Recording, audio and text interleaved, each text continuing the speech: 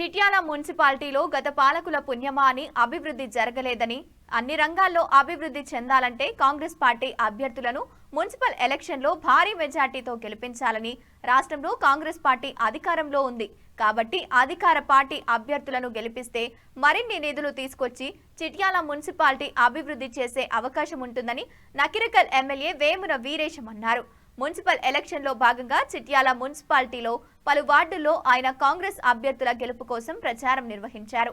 Municipality వార్డులలో ఇంటింటికి తిరుగుతూ కాంగ్రెస్ పార్టీ పథకాలను వివరిస్తూ కాంగ్రెస్ పార్టీకి ఓట్లు వేయాలని ఓటర్లను అభ్యర్థించారు.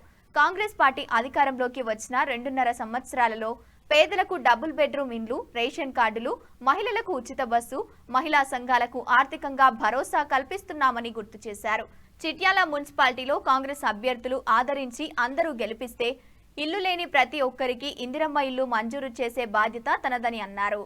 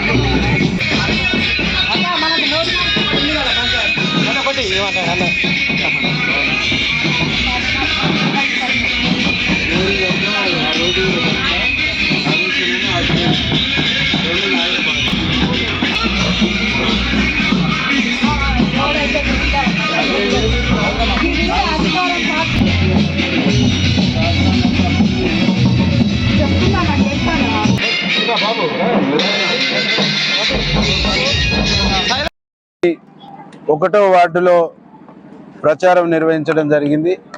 ఇక్కడ కాంగ్రెస్ బలపరిచిన సిపిఎం పార్టీ అభ్యర్థి జిట్టా నాగేష్ గారు పోటీ చేస్తూ ఉన్నారు. జిట్టా నాగేష్ గారి గుర్తు సుత్తి కొడవలి నక్షత్రం గుర్తు. వారికి అత్యధిక ఓట్ల మెజార్టీతో గెలిపించాలని చెప్పేసి మేము ప్రజలు రిక్వెస్ట్ చేయడం జరిగింది. ఈ గ్రామంలో కాంగ్రెస్ బలపరిచినటువంటి అభ్యర్థి సిపిఎం పార్టీ అభ్యర్థి జిట్టా నాగేష్ను భారీ మెజార్టీతో ఆశీర్వదించి గెలిపిస్తామని చెప్పేసి ప్రజలు చాలా స్పష్టంగా చెప్తా ఉన్నారు. ఈ రాష్ట్రంలో కాంగ్రెస్ పార్టీ అధికారంలో ఉంది.